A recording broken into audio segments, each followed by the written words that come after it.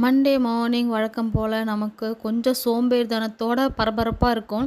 இது எல்லார் வீட்லேயும் இருக்கிறது தானே. சண்டே ஆனால் ஃப்ரீயாக இருப்போம், மண்டே ஆனால் ரொம்ப பிஸியாக பரபரப்பாக இருக்கும் சோம்பேறித்தனமாக. சரி மார்னிங் எழுந்திரிச்சு சாம்பார் வச்சிடலான்ற ஐடியாவில் ஃபஸ்ட்டே நான் சாதம் வெடிச்சிட்டு கருணக்கிழங்கு ரெடி பண்ணிட்டேன். ஏன்னா இது லாஸ்ட் மினிட்ஸில் வரத்தா தான் எனக்கு ரொம்ப லேட் ஆகுன்னு சொல்லிட்டு ஃபஸ்ட்டு அது வறுத்துட்டு அதுக்கப்புறம் தான் நான் வந்து சாம்பார் வைக்க ஸ்டார்ட் பண்ணேன்.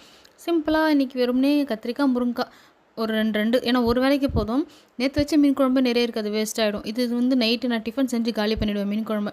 அதனால் மார்னிங் வரைக்கும் தானேன்னு சொல்லிட்டு சாம்பார் கருணக்கிழங்கு பண்ணேன். என் பசங்க கருணக்கிழங்கு ரொம்ப பிடிக்கும் அவங்களுக்கு. அதுலேயும் இந்த மாதிரி ஃப்ரை பண்ணி கொடுத்தாக்கா அவ்வளோ பிடிக்கும். குழம்புல போட்டாலும் சாப்பிடுவாங்கன்னா அந்த அளவுக்கு கிடையாது, வறுத்தா தான் அந்த அளவுக்கு சாப்பிடுவாங்க. சரி சாம்பார் சூடாக இருக்கும், இவங்க 2 பேரும் அதே சாப்பிட்டுட்டாங்க. எனக்கு பிரேக்ஃபாஸ்ட் வேலை மிச்சம். என் ஹஸ்பண்ட் டீயும் பிஸ்கட் மட்டும் குடிச்சிட்டு அவங்க எல்லோரும் கிளப்பி விட்டாச்சு மார்னிங்கு.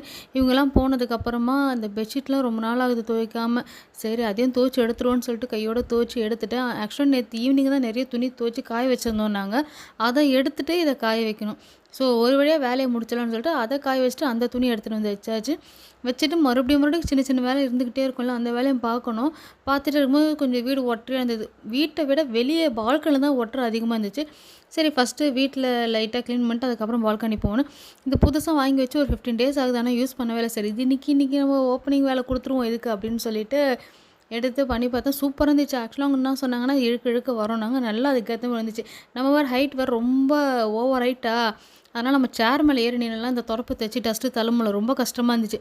இது ரொம்ப ஈஸியாக இருந்துச்சு. இன்னொன்றும் வாங்கணும், இந்த ஃபேன் க்ளீன் பண்ணுறது வாங்கியே ஆகணும். அதுவும் ரொம்ப கஷ்டமாக இருக்குது ஃபேன் க்ளீன் பண்ணுறதும்.